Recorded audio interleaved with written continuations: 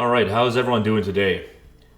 We're gonna get into some more philosophical concepts, and we're gonna talk about the phenomenal body as described by Maurice Merleau-Ponty, who wrote a pretty good book called The Phenomenology of Perception. And we're gonna draw on some of the concepts from that text here and how they relate to skill acquisition, coaching, and how someone learns something and how they experience that aspect of learning. So the phenomenal body, as described by Maurice Merleau-Ponty, is the body seen in a pre-objective sense. It's the body as it experiences the world, or being in the world.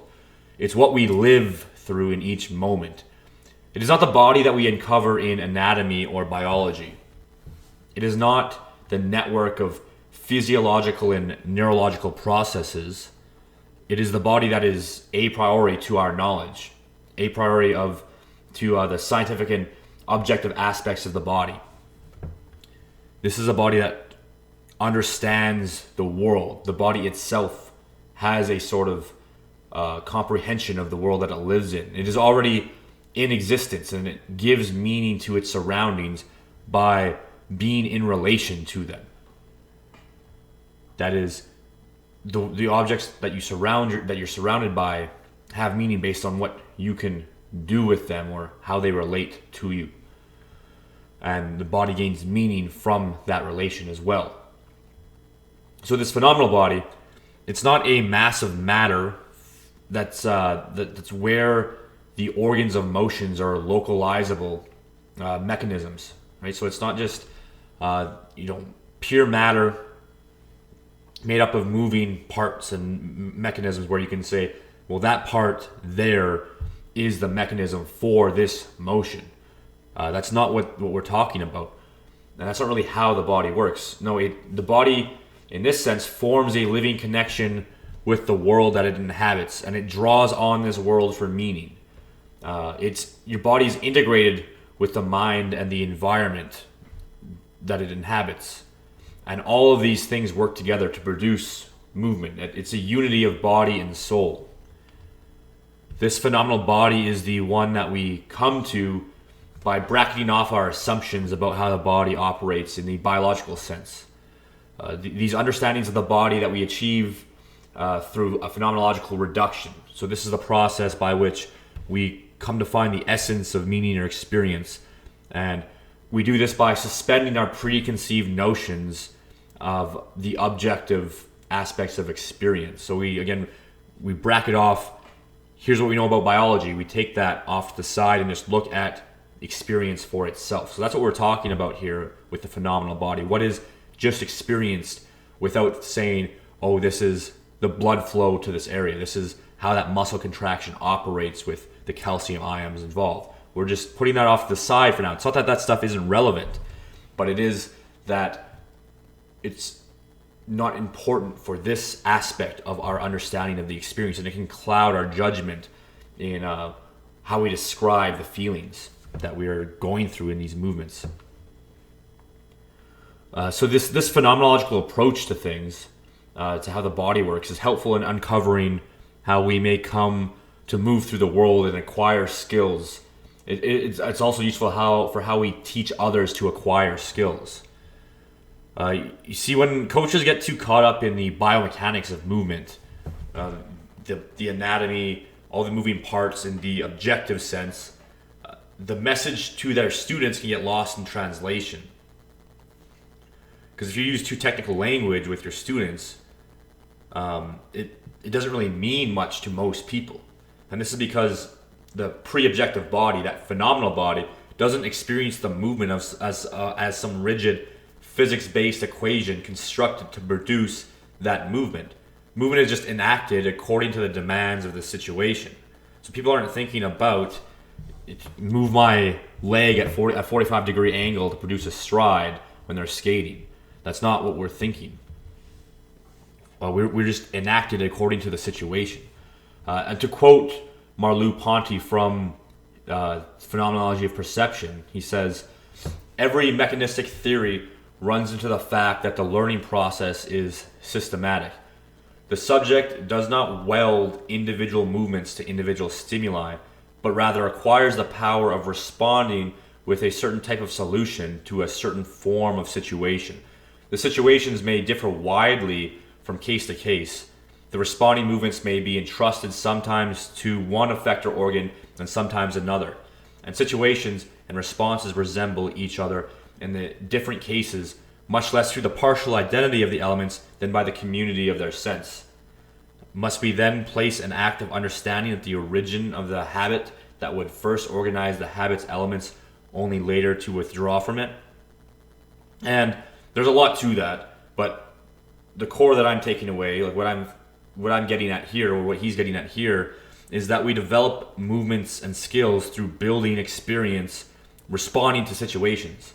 Movement is a sort of solution to situational demands.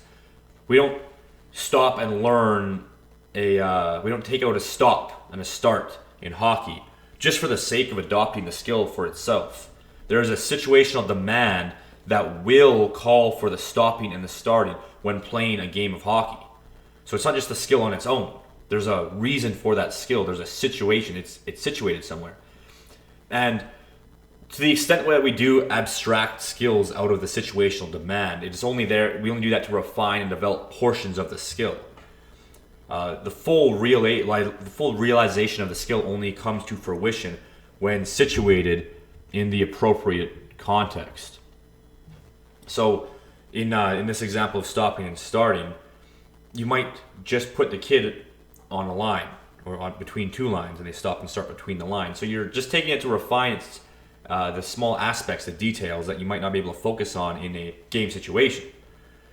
But eventually, that skill has to operate within the situational demands of the hockey game, and that's what the skill builds towards. That's that movement responding to the situation, as Merleau-Ponty describes, and that's what we need to prepare athletes, prepare learners for. So your body forms a system with the world around it. All the objects present to you in perception and the objects ready to hand in your surroundings, they're all contributing to this system. You are continually engaged in a process of interacting with the system's parts or not interacting with them, and this interaction plays a role in how your movement comes about, as well as your experiences, how you actually feel about these movements. So let's talk about augmented feedback, for example. So this is how we correct and guide learners through skill development. We want to use clear and concise language that explains to the learner how to produce the desired outcomes. So as the learner is performing that skill, this is the kind of language that we use to make adjustments on the fly for them. Now, when it comes to this kind of feedback, we have to avoid being too objective when describing the skill. It's actually ineffective to accurately and precisely describe all the moving parts of the body involved in the skill to the learner. When you go into all these details about what muscle is supposed to contract, where the feeling should be localized, the joint angle, the range of motion, none of that is really relevant to the learner. And we call feedback that describes movements with these sorts of details, we call this internal feedback. So that's, contraction. If you're telling the person they should feel a contraction in their bicep during a bicep curl, that would be something related to internal feedback. And this type of feedback has been shown to be a lot less effective than external feedback. And in my experience of coaching, this has been the case pretty universally as well. External feedback, instead of offering cues based on the internal workings of the body, it focuses on the body in relation to the environment. So instead of telling someone to contract their quads as they come out of a squat, you tell them to push the ground away from them. You give direction to the relevant moving parts. You are telling the body what it needs to know, the body itself, what it needs to know. You tell the body where to situate itself. On a pull-up, you don't contract your lats. You pull your elbows to your sides. You pull your body, you pull your chest to the bar. It's even though what's objectively going on is a lat contraction, what's actually how the body is moving is through these processes: the pulling of the chest to the bar, the squeezing the elbows at the side. That's what is relevant in that movement. That's what the body needs to understand. So the body in its conscious sense that we talked about earlier, it needs direction. So we don't give direction to the cognitive sphere. We don't need to give it some map of some internal physiological framework of movement for the body to perform. We need to speak directly to the body. Like we don't want to cognitively go through the whole process of the movement, especially to someone trying to learn a skill.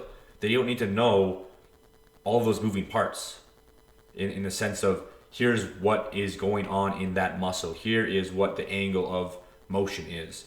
Here is the plane of movement. They just need to know, or their body specifically just needs to know what it needs to do to perform that movement. And that's the difference that we are starting to carve out here. What is actually going on in the body in terms of its physiological processes, that stuff is a lot less important. It's a lot less relevant in developing the skill. What's more important is how one is situated in their performance of the skill, how they are in relation to the environment. So it's this situated nature of your body in the world that it inhabits. That's what guides us to developing skill.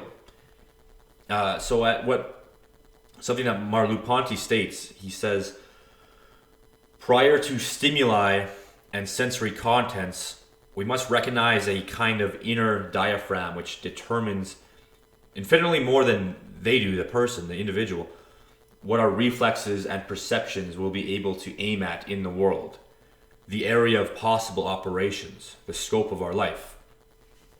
So what he's getting at there is that the reflexes, the way they come out, is dependent on whatever possible operations have already been developed within the body.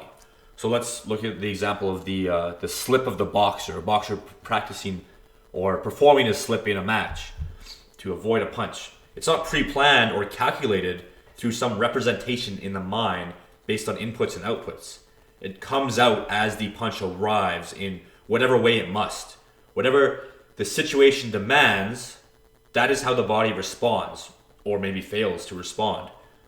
The performance of the skill falls into its place in that system. Whether that's a successful slip or whether it's failed, either way it finds its place. Your body shapes itself to the contours of its world. It is an object among objects, which itself also moves about them and engages in those objects. And so this diaphragm that's already been established, what comes out in that situation is based on, what is already contained in our experience. And that is your reflections, or your reflexes, okay? So when we give feedback, we must be aware that the learner learns best when their feedback reflects the movement's place in the environment. The skill isn't some abstraction. It is meant for something.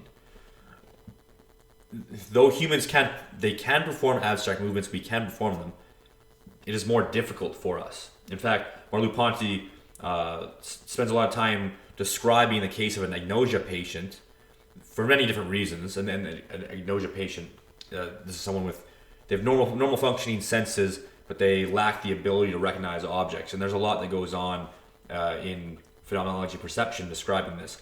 But what's relevant here is that this agnosia patient that he's discussing, they cannot perform abstract movement.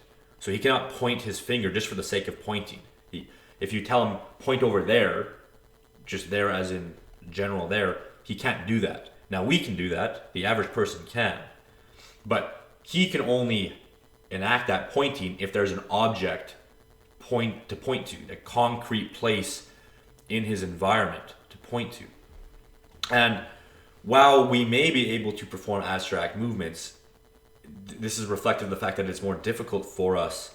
And this is important when it comes to coaching, because in the same way that this agnosia patients can't perform an abstract movement, learners are much better when they have to perform a skill for something rather than just it isolated on its own.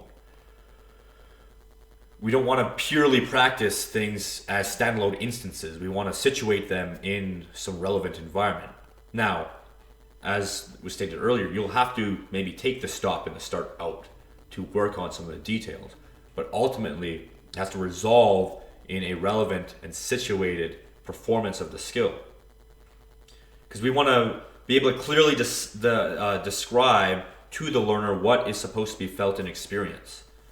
And that because that's more real to them than those biological realities of the mechanical processes that are part of the movement. Most people are unaware of, for example, flexion and extension. They don't know what flexion and extension means. They just know, I need to experience this thing now, or this thing is what I am experiencing now, whatever that happens to mean by that to them, right?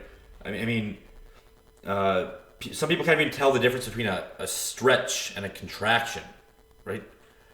So it's got to be relevant to their experience of the world, and you're not going to get very far using defining all these technical terms. The better the coach is at uncovering what the experience of the now of that movement is for the learner, the better the coach can guide their learner to successful movement outcomes. So what this means is that we have to give feedback that is most reflective of the learner's experience. Then we have to also help them discover the movement in its situated instance. And this is why external feedback is so effective. And in my opinion, this phenomenal experience tells us the story of why this occurs, why external feedback is superior. Because so far we don't really have much in the way of a scientific or mechanistic explanation of why external feedback is better than internal feedback. But I think this phenomenal aspect, this phenomenal explanation, really brings that to light for us. And so with those limited scientific understandings of this, we have to be realistic about how much a scientific approach is relevant to the average learner. If the knowledge of the experience can't be passed on to the learner in a clear and relatable way, then it's useless. It doesn't matter if you have the best knowledge of biomechanics in the world. If you can't explain the movement in a way that is relevant to the learner, then your knowledge is not worth anything outside of the lab. Most great coaches don't have some extensive knowledge of anatomy or physiology. They simply know what the movement is supposed to feel like, and they disseminate the explanation of the movement to their student. And that's really the important part. Now, that's not to say a coach can't furnish his skills with some higher level scientific concepts of the body, but those ultimately always end up being brought down to the understanding of the learner, to what their phenomenal body is experiencing.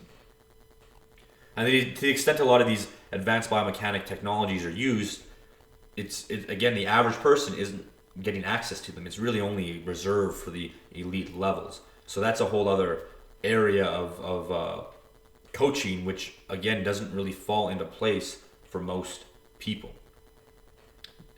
And at the end of the day, the experience of the movement, that pure experience always comes before the quantification of the movement.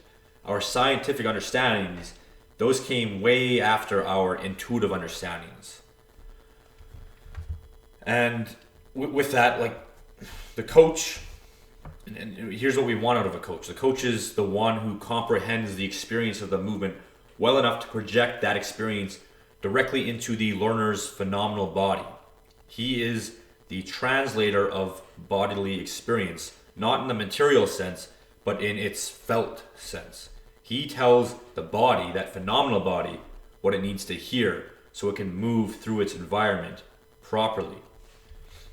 He guides the body to navigate the world as an object among objects with the capacity to also change that same world. The coach is not someone that has extensive empirical knowledge of bodily functions, but he's one that has extensive knowledge about the truly experienced nature of these functions. He does not need to perform the best, but he does need to comprehend the best. He cuts through physical limitations of the objective body to the lived experience of the learner, and then he guides that body through a successful movement pattern. This is a skill. The pure coaching is a skill that is developed through careful attention to detail and an empathetic approach to the people that he teaches. He wants to gain insight into what is felt and what needs to be felt, and he needs to be able to use language suitable for his student. Not everyone has the patience required for this, but it can be developed if you understand that it is crucial to look at the experience of the phenomenal body and not the body's physiological mechanisms, and this is what's important for developing skill. That's all I have for today. I'll see you guys around.